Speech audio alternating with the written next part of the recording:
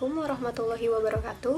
Perkenalkan, kami dari kelompok 3 akan menyampaikan materi pertemuan 9, yaitu mengelola perubahan, organisasi, dan inovasi.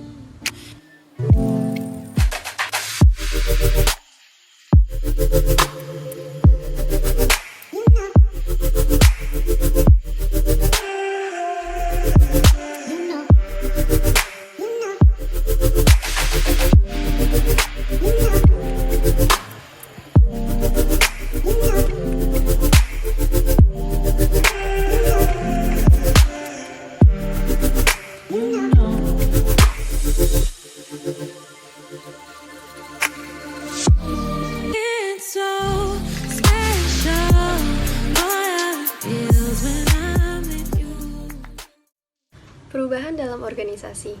Menurut Robin dan Coulter tahun 2005, perubahan dalam organisasi adalah setiap perubahan pada manusia, struktur, teknologi pada suatu organisasi.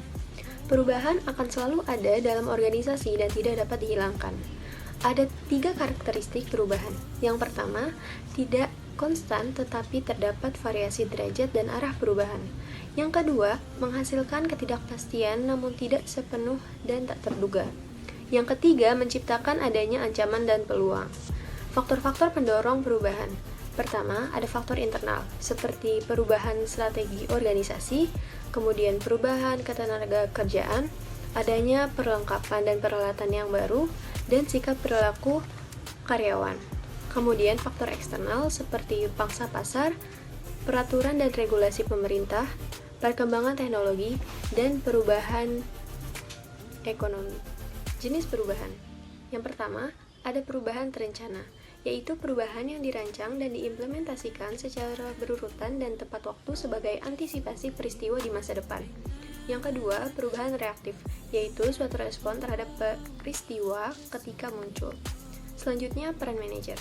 Peran manajer memiliki peran yang sangat strategis dalam manajemen perubahan sekaligus bertindak sebagai katalisator perubahan itu sendiri. Agen perubahan. Yang pertama, manajer, yaitu sebagai agen perubahan internal. Yang kedua, non-manajer. Biasanya adalah staf ahli atau tim ahli dengan keahlian khusus menangani perubahan. Yang ketiga, konsultan, yaitu sebagai agen perubahan eksternal sekaligus sebagai ahli penerapan perubahan. Selanjutnya ada proses perubahan. Proses perubahan itu ada 2, metafora air tenang dan metafora air cepat.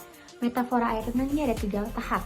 Nah, dia disebut juga sebagai the calm water metaphor, yaitu proses perubahan seperti kapal melintasi perairan tenang. Nah, 3 tahap yang tadi itu ada unfreezing the status quo, itu menambah kekuatan perubahan seperti komitmen perusahaan terhadap perubahan, mengurangi resistensi terhadap perubahan, penggabungan kedua langkah tersebut di atas. Yang kedua ada changing a new status, dan yang ketiga ada rephrasing to make the change permanent. Lalu metafora air cepat atau disebut juga white water rapid metaphor. Nah, ini perubahan terjadi pada tempat dan situasi yang penuh dengan ketidakstabilan dan tidak dapat diprediksi, sehingga mengharuskan organisasi atau perusahaan secara kontinu melakukan perubahan agar dapat tetap bertahan atau survive. Selanjutnya ada kategori perubahan, dia ada 3, yaitu struktur, teknologi, dan manusia. Struktur ini dia membandingkan satu ataupun lebih komponen struktural seperti spesialisasi kerja, rantai komando, wewenang dan kebijakan, sentralisasi, desentralisasi, serta formalisasi. Dia juga merubah struktur organisasi sesuai dengan kebutuhan saat ini. Yang kedua ada teknologi, dia merubah proses kerja, peralatan, dan metode kerja. Yang kedua dia penerapan automatisasi pekerjaan dan komputerisasi pekerjaan. Dan yang terakhir manusia. Manusia ini merubah sikap atau attitude, merubah kebiasaan, merubah persepsi dan harapan. Untuk membuat hubungan kerja interpersonal yang lebih efektif, dia ada 5 teknik. Yang pertama ada sensitivity training. Sensitivity training ini dia metode untuk mempelajari bagaimana gaya berpikir dan gaya bekerja setiap anggota. Lalu yang ketiga ada intergroup development. Dia ini mengubah attitude, stereotype, dan persepsi yang dimiliki oleh grup kerja terhadap satu sama lain. Dan yang keempat ada proses consultation. Dia ini menggunakan konsultan dari luar untuk membantu manajer memahami bagaimana proses interpersonal mempengaruhi jalannya pekerjaan yang sudah dilakukan. Dan yang terakhir ada survei feedback, yaitu teknik untuk menilai sikap dan persepsi. Dia juga mengidentifikasi perbedaan ini dan menyelesaikan perbedaan dengan menggunakan informasi survei grup umpan balik. Dengan adanya perubahan-perubahan tersebut, lalu bagaimana kita mengelola resistensi terhadap perubahan? Ada beberapa alasan mengapa manusia cenderung resisten terhadap perubahan. Bisa karena merasa nyaman dan aman terhadap kebiasaan lama dan situasi yang sudah ada. Mungkin juga bisa karena ketidakpahaman mengenai proses dan manfaat dari perubahan. Bisa karena rasa takut kehilangan status sosial atau jabatan, wewenang, uang, rasa percaya diri, dan lain sebagainya. Dan terakhir bisa karena persepsi yang keliru mengenai perubahan tidak sesuai dengan tujuan dan budaya organisasi perusahaan. Lalu bagaimana aksi manajer dalam mengelola perubahan? Bisa melalui pendidikan dan komunikasi, partisipasi, fasilitasi dan dukungan, negosiasi, manipulasi dan optasi, serta paksaan. Untuk merubah budaya atau kebiasaan, dalam prosesnya memerlukan kesabaran dan waktu yang tidak singkat. Hal ini dikarenakan selain adanya sifat resisten, juga ada perubahan yang harus dimulai dari unsur yang paling dasar, yaitu dimulai dari perasaan, aksi, perilaku tetap, gaya manajemen, sikap, dan yang terakhir nilai.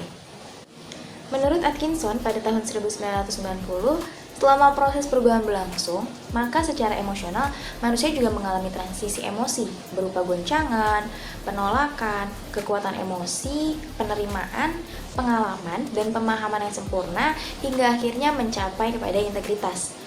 Dari transisi emosi penolakan sampai ke pemahaman sempurna, yaitu pada saat kekuatan emosi dan ada penerimaan, terjadi frustasi yang memerlukan dukungan dan juga pemahaman. Begitu juga saat pengalaman yang memerlukan dukungan. Ada beberapa metode agar karyawan dapat menerima perubahan, yaitu unfreezing, changing, dan juga refreezing. Di unfreezing, kita bisa dengan memberikan alasan, berempati, atau mengkomunikasikannya secara jelas. Di changing, bisa dengan menjelaskan manfaat dari perubahan tersebut, menerima masukan dari karyawan, memperhatikan waktu, mempertahankan keamanan kerja, memberikan pelatihan, atau melanjutkan di tempat yang mudah untuk dikelola. Di refreezing, bisa dengan menunjukkan dukungan top manajemen, mempublikasikan keberhasilan, melakukan koreksi di tengah proses perubahan, atau dengan membantu karyawan mengatasi stresnya.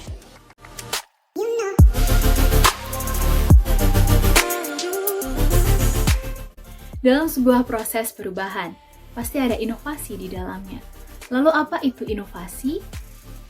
Definisi inovasi menurut para ahli diantaranya Everett M. Rogers, Stephen Robin, Van de Ven dan Andreu, serta Kuniyoshi Urabe, dan menurut Undang-Undang Nomor 18 Tahun 2002, pada intinya menyebutkan bahwa inovasi adalah suatu gagasan baru untuk memprakarsai atau memperbaiki produk dan jasa yang lama yang memerlukan proses dan implementasi agar bisa menjadi suatu hal baru yang diadopsi dan diakui oleh masyarakat. Nah, pasti dia asing bagi kita dengan kata kreativitas. Lalu apa perbedaan kreativitas dan inovasi itu sendiri? Kreativitas adalah suatu kemampuan untuk mengkombinasikan ide dengan jalan yang unik, sehingga menimbulkan perbedaan dengan yang biasanya kita lakukan. Sedangkan inovasi adalah hasil atau outcome dari kreativitas pada produk, jasa, maupun metode kerja yang kita lakukan. Kemudian, inovasi dalam perspektif sistem mencakup kegiatan input, transformasi, dan juga output seperti gambar yang berikut. Kemudian ada 3 variabel untuk menciptakan lingkungan yang tepat bagi inovasi. Variabel pertama yaitu variabel struktur, yaitu mengadopsi struktur organik, menciptakan komunikasi yang rutin antar unit, meminimasi limitasi waktu pada proses kreativitas, dan juga memberikan dukungan penuh pada karyawan. Kemudian, yang kedua yaitu variabel budaya. Di antaranya toleransi terhadap konflik, membangun sistem yang terbuka dan transparan, dan adanya umpan balik yang positif. Dan yang terakhir yaitu variabel SDM atau sumber daya manusia, yaitu komitmen yang tinggi terhadap pelatihan dan pengembangan, dan melindungi karyawan dengan pekerjaan yang beresiko tinggi. Nah teman-teman, kiranya itu tadi pembahasan mengenai proses perubahan dan inovasi dari kami kelompok 3. Ada kurang lebihnya kami mohon maaf. Sekian, terima kasih. Wassalamualaikum warahmatullahi wabarakatuh.